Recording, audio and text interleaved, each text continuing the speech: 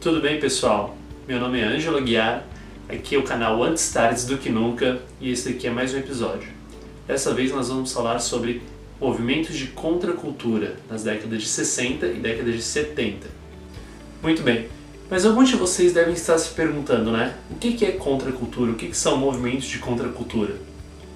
Talvez muitos de vocês não tenham conhecido, lembrado dessa matéria por esse nome, mas certamente vocês já ouviram falar de caras como Martin Luther King, Malcolm X, Angela Davis, já ouviram falar do movimento hippie. Talvez ou não, é um pouco desconhecido nos conteúdos de ensino médio e de ensino fundamental sobre maio de 1968, sobre a Primavera de Praga, enfim. Os movimentos de contracultura das décadas de 60 e décadas de 70 abrange um leque, uma diversidade, então, de eventos, de tendências, de comportamentos, de posturas, de linhas de pensamento, de visões de mundo, que são diversas entre si, mas que elas têm uma coisa em comum. Elas contestam o status quo. Status quo, o que significa esse termo? A gente pode usar aqui, basicamente, como ordem vigente. É isso que significa o status quo.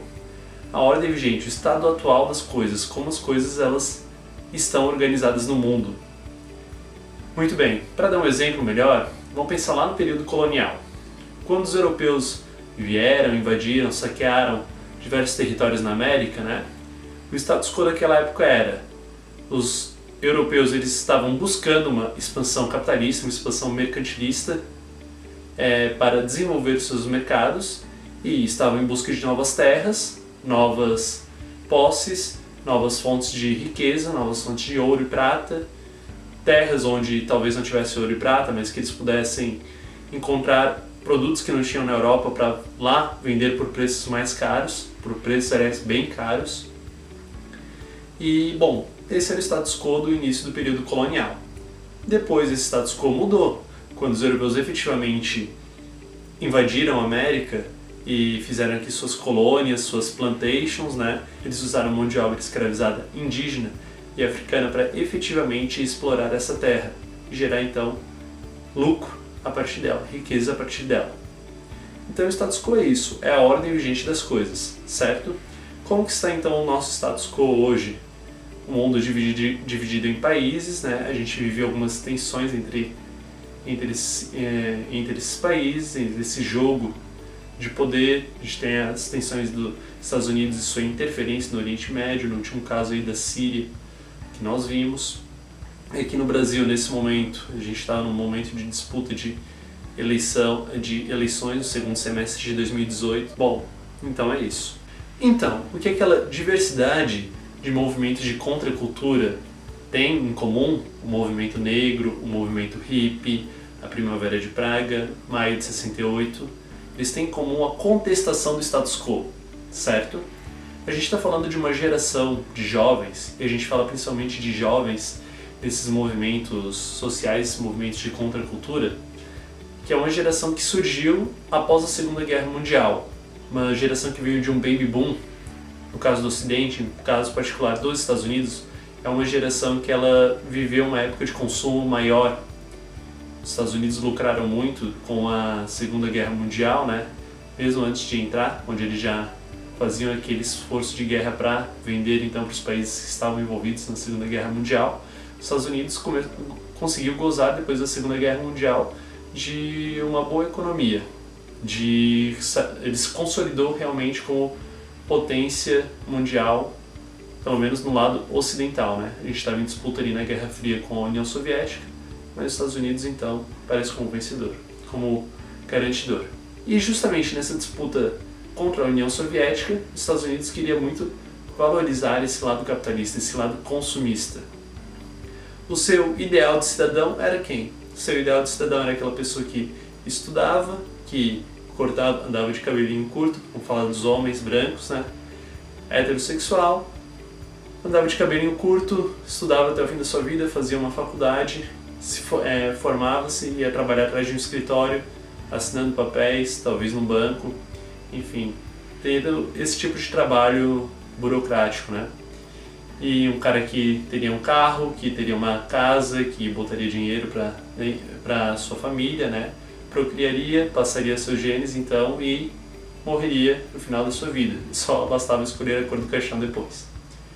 Os movimentos de contracultura, especialmente o movimento hippie, ele vai contestar esse modo de vida. Esse modo de vida ele também era contestado pelo movimento negro, que é o primeiro movimento aqui social de contracultura que a gente vai falar hoje. O movimento negro contestava esse status quo porque a maioria da população negra nos Estados Unidos, na América, no Ocidente, não gozaria desse sonho americano, desse American Way of Life. Desde a Guerra da Secessão, no caso norte-americano, a população negra ela passou a viver segregada do resto da população.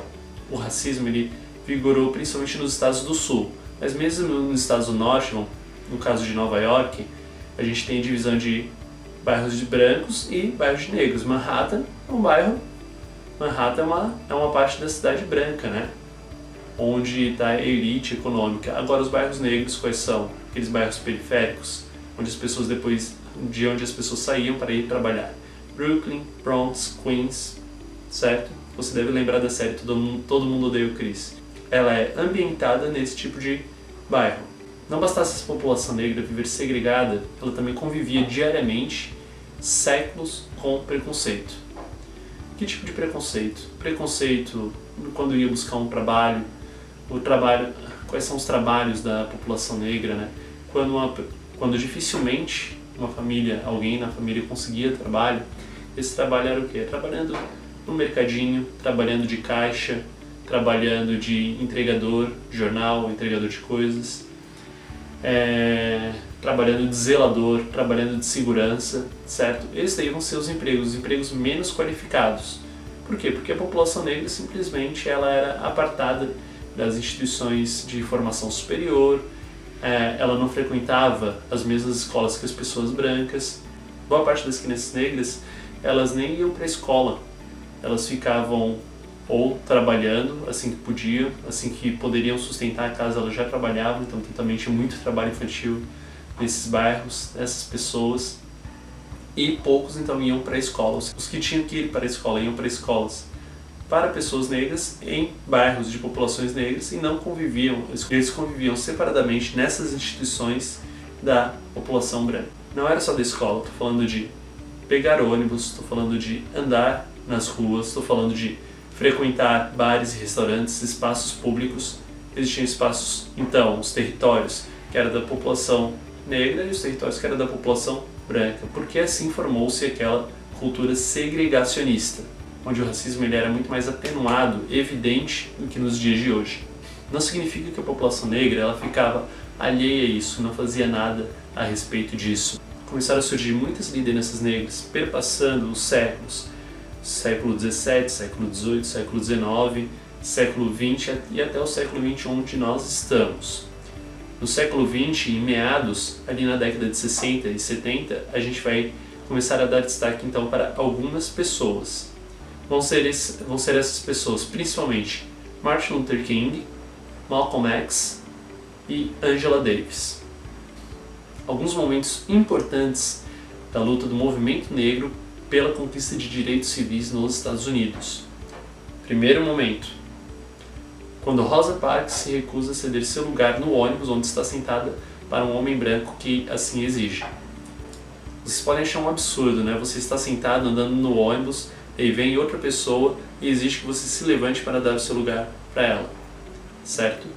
Você pode achar isso um absurdo, mas era algo bem comum de se acontecer então naquela sociedade.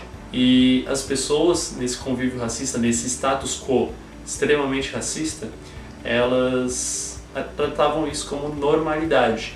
Rosa Parks ela decide então, nesse momento, não ceder o seu lugar, ficar ali e contestar o que é seu de direito. Como vocês acham que acaba essa história?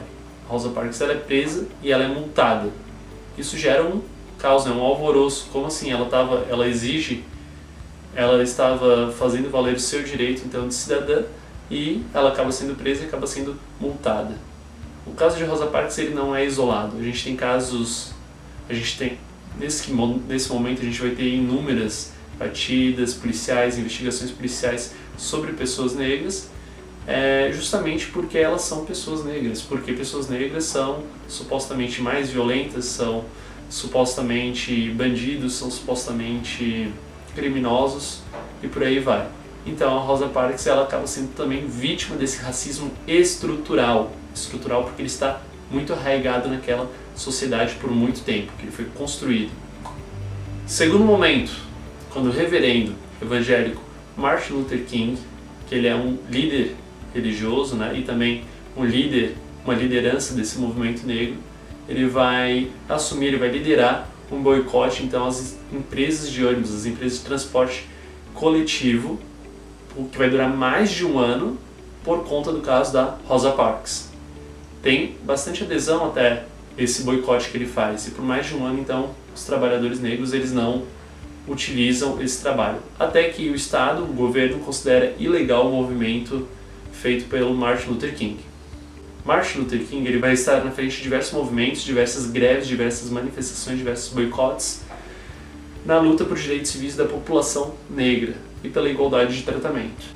Um terceiro momento que a gente pode citar são as tentativas então de caminhada de Selma até Montgomery, uma distância que equivale a 82, 85 quilômetros de distância, onde o Martin Luther King ele foi uma liderança e o movimento negro exigia então a lei do direito ao voto. O que era essa lei do direito ao voto? Era uma lei que garantisse que estados não pudessem proibir pessoas negras de votar, porque isso poderia acontecer antes.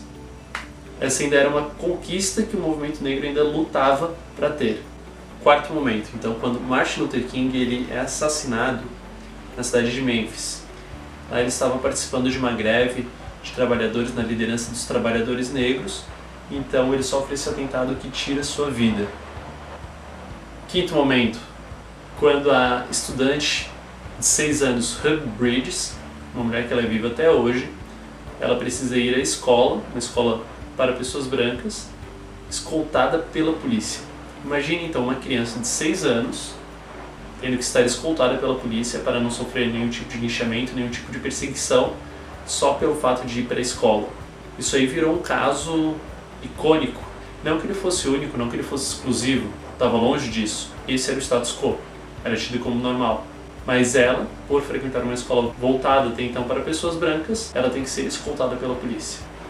Sexto momento, quando os corredores Tom Smith e John Carlos fazem referência aos Panteras Negras, nas Olimpíadas de 1968, erguendo o punho. Um gesto que era comum então aos integrantes desse grupo. Quem eram os Panteras Negras, já que a gente está falando deles aqui? Os Panteras Negras eles eram uma militância que foi perseguida pelo FBI, que foi perseguida pela polícia norte-americana. Por quê? Porque eles patrulhavam bairros negros. Eu sabia que quando a polícia ia para os bairros negros, fazia batida, eles constantemente, era muito comum, que eles cometessem abusos, que eles cometessem excesso de autoridade e que eles atirassem antes e perguntassem depois. Essa era a realidade. Então os Panteras Negras, numa tentativa de frear, de combater essa violência policial, eles patrulhavam esses bairros negros armados. Costumo dizer nas minhas aulas que eles são diferentes dessa ideia de gangue que as pessoas têm por aí, né? Dessa questão de dominar, ter territórios para a venda de drogas, etc. Os Panteras Negras eles eram um grupo que eles tinham consciência da historicidade da população negra. Eles não só patrulhavam esses bairros para garantir a segurança dos moradores, mas eles também exigiam ressarcimento pelo período de escravidão que construiu, basicamente, né, os Estados Unidos. Então a gente tem um grupo que é consciente da sua história. Agora falando algumas características importantes de lideranças negras. Primeiro deles, Martin Luther King. Martin Luther King, como eu tinha falado antes, ele era um pastor, ele era um reverendo evangélico, certo? Que lutava então pelos direitos civis da população negra, para ter direitos iguais, tratamento igual para todos. Ele acreditava então no convívio pacífico entre pessoas brancas e pessoas negras. Vocês devem associar o Martin Luther King à ideia de desobediência civil. O que é essa ideia de desobediência civil? Ele acreditava que as leis eram feitas por homens e essas leis elas não eram feitas para todos os homens ou para todas as pessoas, que existiam leis injustas. E todo cidadão ele deveria ter o dever moral, como ele mesmo diz, de desobedecer essas leis injustas, quando elas assim fossem. E todos os cidadãos deveriam cumprir o dever moral de desobedecer essas leis injustas, como ele mesmo dizia. O princípio da desobediência civil, ele não é um princípio de cometer atentados, de pegar em armas, não, ele é pacífico. O Martin Luther King, ele era um cara que pregava a palavra da paz, certo? Mas ele tem essa característica de desobediência civil, não cumprindo as leis que ele considerasse injustas ou que ele considerasse preconceituosa. Segunda liderança, muito importante, Angela Davis, que enfrentou toda a segregação, toda a perseguição na infância, passou pela escola, fez faculdade de filosofia na Universidade de Massachusetts e depois veio se tornar professora universitária. Então ela é um caso bem singular da população negra. Ela é uma mulher intelectualizada. 3 coisas que a Angela Davis vai considerar indissociáveis: questões de raça, de etnia, as diferenças que a sociedade estabelece, então, para aquelas pessoas baseadas baseadas na sua cultura, na sua cor de pele, na sua etnia, nas suas tradições. Gênero, ela vai achar que raça e gênero são indissociáveis. Gênero, o que é? É toda a distinção social que as pessoas, que a sociedade faz entre homens e mulheres. O que a sociedade diz que é papel de homem, o que a sociedade diz que é papel de mulher. E terceiro, classe. Para Angela Davis, então, raça, gênero e classe, questões de desigualdade social, de exploração capitalista, elas são indissociáveis. E ela vai promover muito essa luta. Ela vai ser bem perseguida, ela vai ser acusada de participação num homicídio, ela vai ter entre a lista dos 10 mais procurados do FBI, mas depois ela consegue provar sua inocência e continua sua luta, sempre enfrentando esses preconceitos e sempre enfrentando essas perseguições. Terceiro caso, a gente está falando de Malcolm X. Malcolm X, ele é quem? Ele é uma liderança que ele é tido como mais radical nessa luta por direitos civis da população negra. Radical por quê? Porque em parte da sua vida ele defendeu uma libertação da população negra que pudesse inclusive ser a força, em que as pessoas elas pudessem inclusive agredir as outras fisicamente para conseguir sua liberdade, conseguir na marra mesmo a libertação dessas opressões.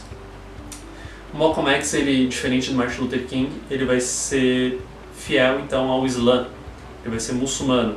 Uma coisa que vai ser muito mais comum nos Estados Unidos, ser muçulmano, do que aqui no Brasil, até onde eu sei. Principalmente porque aqui no Brasil, que é de uma colonização católica, a gente vai ter uma perseguição então a esse tipo de crença, esse tipo de religião. O Malcolm X, ele vai, no fim da sua vida, ele vai mudar esse pensamento que ele tem, que é considerado mais radical. No final da sua vida, ele faz uma viagem à Meca, como todo bom muçulmano, ele volta de lá um pouco mais pacífico, diminuindo esse discurso de libertação feita na marra. Mas ele vai morrer aos 39 anos, vítima então de um tiro a queima-roupa enquanto ele discursava. Mais uma vez, outra liderança negra morta a tiros enquanto estava atuando pelo seu movimento. Muito bem. Aqui no Brasil, a gente vai ter, antes da década de 60, a Lei Afonso Arinos, que punia todos os crimes de racismo cometidos. O problema é que essa lei ela teve muito pouco aplicabilidade, porque não era comum julgar uma pessoa então por atos racistas. Na nossa Constituição de 1888, que faz 30 anos, nesse ano de 2018, o crime de racismo ele é inafiançável e imprescritível. Essa nossa Constituição ela é inspirada nos direitos humanos, na Carta de Direitos Humanos, e por isso o combate ao racismo faz parte dela. A gente costuma chamar essa última Constituição de Constituição Cidadã. Outro movimento de contracultura importante. A gente vai falar de maio de 1968. Como assim? Uma data? Isso é importante? O que aconteceu nessa data? O local, o cenário desse acontecimento que a gente vai estar falando é em Paris, capital francesa, onde na Universidade de Nanterre, em Paris mesmo, os estudantes dessa universidade eles vão fazer uma série de protestos, uma série de reivindicações, paralisações contra o ensino conservador voltado para o mercado de trabalho que se tinha naquelas universidades. Os jovens parisienses, os jovens franceses e de toda a parte do mundo que lá estudavam também, eles contestavam esse modo de aprendizado, esse modo de formação. Essas reivindicações elas vão incluindo cada vez mais pautas. Os estudantes então eles vão para as ruas, eles pintam as ruas, eles pintam os prédios públicos, eles arrancam os paralelepípedos do chão para fazer barricadas para fechar as ruas francesas, tal qual a gente tem diversos outros movimentos, né, anteriores na França, em Paris. E as suas reivindicações elas vão se atrelar a uma greve de trabalhadores na França. A gente vai ter então uma greve geral na França, que depois ela vai se espalhar para o resto da Europa. O presidente francês, General de Gaulle, que alguns anos antes tinha vindo no Brasil depois do golpe militar, ver como era esse novo governo brasileiro, era o presidente da França naquele momento. E como militar, um cara que era tido como herói na Segunda Guerra Mundial, ele manda a polícia descer o cacete, descer o sarrafo nos estudantes. Os estudantes então eles resistem, né? Depois no fim de maio o movimento acaba, mas a impopularidade do de Gaulle ela aumenta tanto que ele vai abrir mão, ele vai abandonar o cargo de presidente. Por que é importante lembrar de maio de 68? Porque fazem 50 anos, então é possível que apareçam algumas questões no Enem ou nas provas de vestibular, né, sobre esse movimento de contracultura. Maio de 68 é um movimento emblemático, esse movimento dos estudantes franceses contra o status quo daquela época, contra um ensino conservador voltado para o mercado de trabalho para a reprodução da lógica capitalista. É isso que eles contestavam. É importante lembrar que nesse ano a gente também tem a ofensiva de Tet, quando o Vietnã do Norte ele invade o Vietnã do Sul. E por esse fato, que a gente já conversou em outro vídeo, os Estados Unidos eles vão investir pesado então ali na guerra do Vietnã. Uma das causas então que aparece nos discursos dos estudantes então de maio de 68 é essa crítica ao imperialismo norte-americano contra a guerra do Vietnã. Também então vão aparecer críticas nesse sentido. Do outro lado do mundo, do outro lado da Europa, do outro lado da cortina de ferro da Guerra Fria, a gente também vai ter contestações. Nela se destaca então a Primavera de Praga. O que foi a Primavera de Praga? No mapa europeu, antes de 1993, existia um país chamado Tchecoslováquia. Talvez você já tenha ouvido falar. O território da Tchecoslováquia foi dividido depois de 1993 em República Tcheca e Eslováquia. Mas então, até então, no século XX, era um país só, certo?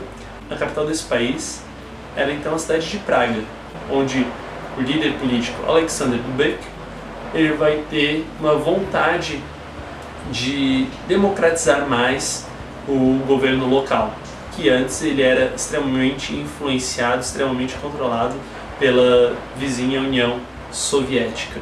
Alexander Dubček, então, ele vem fazendo esse movimento de garantir mais a participação popular no seu governo, de garantir mais algumas liberdades individuais, e o governo da União Soviética, em resposta a isso, ele manda tanques de guerra, manda soldados, então, para ocupar Praga. Mas a sociedade civil, que queria tanto mais liberdade de expressão, mais liberdade artística, mais liberdade política, ela começa então a se manifestar e vai para as ruas. E daí a gente tem confronto entre militares e sociedade civil em Praga. Essa é a Primavera de Praga, que aparece no livro A Insustentável Leveza do Ser, do autor Milan Kundera.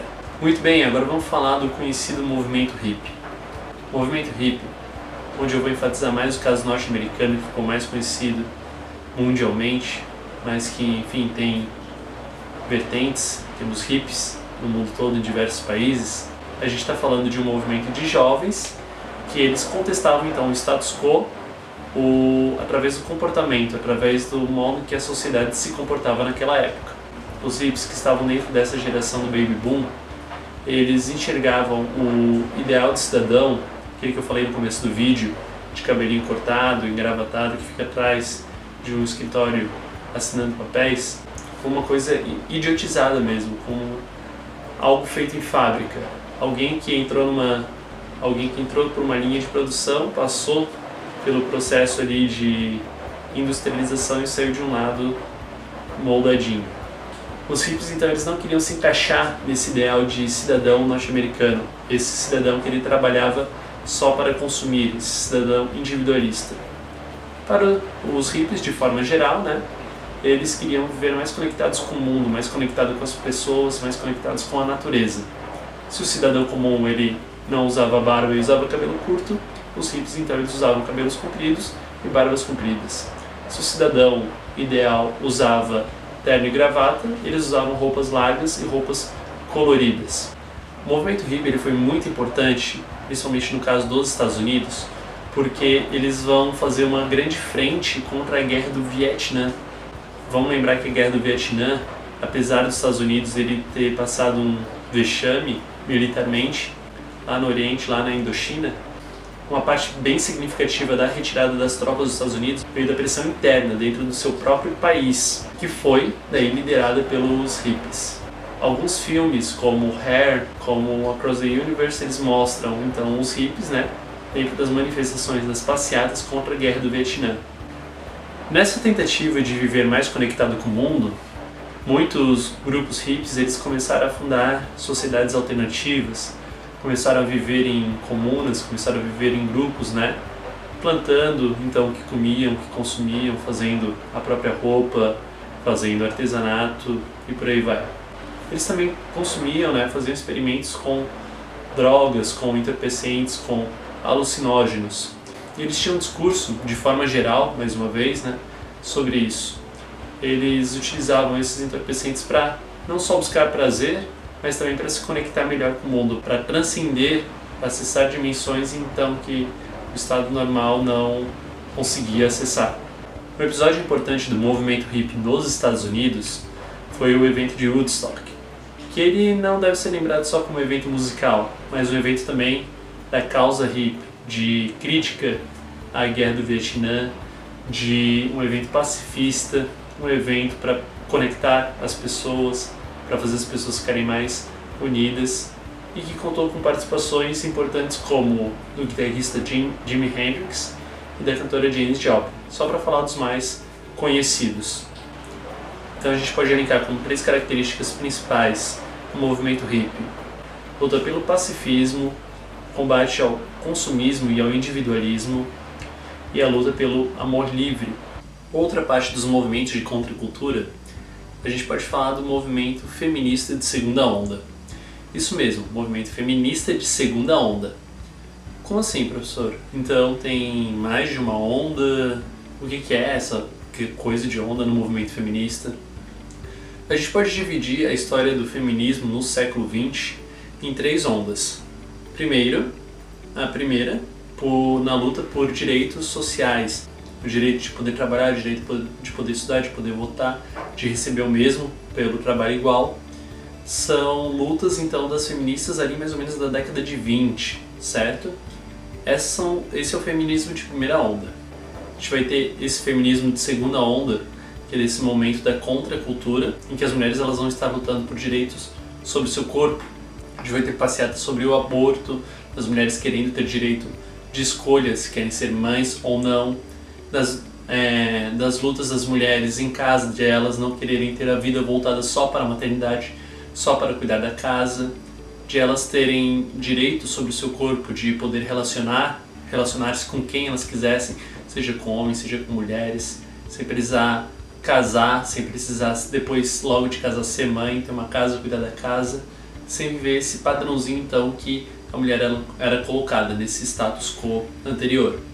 O que a gente pode simbolizar esse feminismo de segunda onda é na frase da feminista Carol Hanisch, que ela diz em que o pessoal, o íntimo, ele também é político. Por quê? Porque o que elas estavam trazendo em jogo, né, questão da escolha de ser ou não mãe, questão de relacionar-se com quem, quando quiser, eram questões íntimas, mas que elas também viam que tinha um reforço social sobre aquele tipo de comportamento, um reforço político. Então o íntimo também é político. A gente tem o feminismo de terceira onda, mais ou menos na década de 80 ali, onde vão entrar questões raciais, questões de territórios, questões de colonialismo, né? Questão de papel de homem, papel de mulher. A gente vai ter uma amplitude então dos questionamentos. Nos grupos feministas das outras ondas, né, eram grupos compostos por mulheres de uma certa hierarquia social de uma certa classe, uma classe média, uma classe rica, né? E que não era um feminismo que abrangia os discursos da mulher negra, da mulher indígena, da mulher latina, mulher pobre. Então, essas questões elas vão aparecer no feminismo de terceira onda. Uma coisa que é importante destacar aqui, não é porque tiveram 3 ondas que foram sucessivamente conquistados todos os direitos. A luta, por exemplo, por direito a salário igual, remuneração igual, que era da primeira onda, ainda é uma questão atual hoje.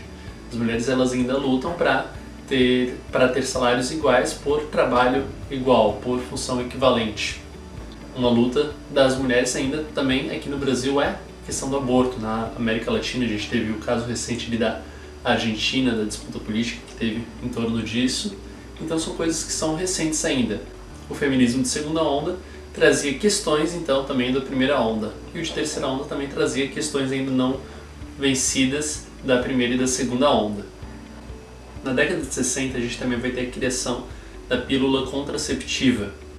Uma coisa que foi um marco então nas lutas de gênero, nas lutas das mulheres, nas lutas das feministas. Agora as mulheres elas tinham um alicerce, algo que poderia prevenir então a gravidez. Isso gerou muita discussão na época, coisa que se alastra até nos dias de hoje. Muito bem, movimentos de contracultura. No Brasil, assim como nos nossos países vizinhos aqui na América Latina, a gente vivia um período bem difícil para manifestação então dessas tendências da contracultura, que era o período dos regimes militares. No Brasil em 64, né, na Argentina na década de 70, no Chile na década de 70 também. Esses regimes militares, eles dificultaram muito então essas manifestações, mas não quer dizer que não teve. Não tem como no mundo já globalizado, que era daquela época, não ter chegado aqui. A gente tinha hippie brasileiro, sim, a gente teve pessoas que foram influenciadas pelo Maio de 68, os ambientalistas também, toda a preocupação com a natureza, a gente tinha pessoas que eram apoiadores dessa causa. Só que aqui toda a questão de criticar, de fazer manifestações, de fazer greve era muito mais difícil, porque no regime militar era muito mais fácil de combater isso. Então, o Estado então usava do medo, do terrorismo de Estado, né, para aterrorizar as pessoas e impedir esse tipo de manifestação. Mas não é por isso que a gente não pode falar de contracultura no Brasil. Eu vou falar de 2 pontos principais. Primeiro, o tropicalismo ou a Tropicália. Esse movimento cultural, onde a gente pode destacar Gilberto Gil, Caetano Veloso e Gal Costa como seus principais representantes, buscava, dentre outras coisas, maior liberdade de expressão, que buscava deselitizar, né, a música, a MPB, até então a bossa nova, né, era uma música das elites, da classe média, e daí eles quiseram popularizar mais esses ritmos. Eles tentaram trazer elementos então da cultura jovem, como as roupas coloridas, as roupas largas, a guitarra elétrica, para nacionalizar a música brasileira. A gente tem alguns resquícios do movimento modernista ainda do tropicalismo, que vinham lá do Oswald de Andrade, da autora, da criadora do Abapuru, da Tarsília de Amaral, e por aí vai. Então o tropicalismo ele tinha esse quê da luta pela liberdade de expressão, de manifestação cultural, de apelo então ao jovem, à cultura jovem, e de popularização então da música.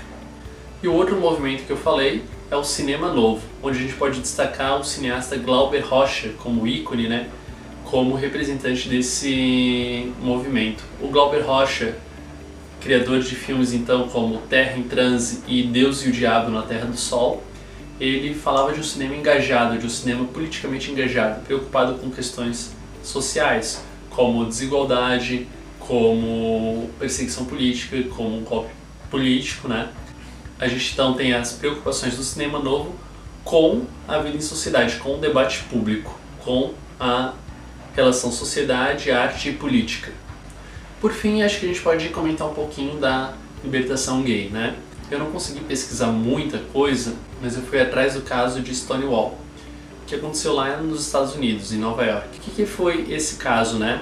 Existia lá em Nova York uma boate, né, um bar chamado Stonewall Inn, onde ele era frequentado por drag queens, por travestis, por homossexuais, né? nas suas diferentes formas de manifestação, de identidade, e que um dia teve uma batida policial super violenta, né, que acabou então com toda a festa, com o que estava rolando lá no bar. Depois dessa batida policial, a gente teve uma série de manifestações depois dessa batida policial lá no Stonewall Inn, repudiando então a atitude da polícia e todo o preconceito que aquelas pessoas elas sofriam naquela sociedade. Vale destacar aqui, né, que no mundo ocidental todo, e no caso no século XX, né, a homossexualidade ela foi perseguida como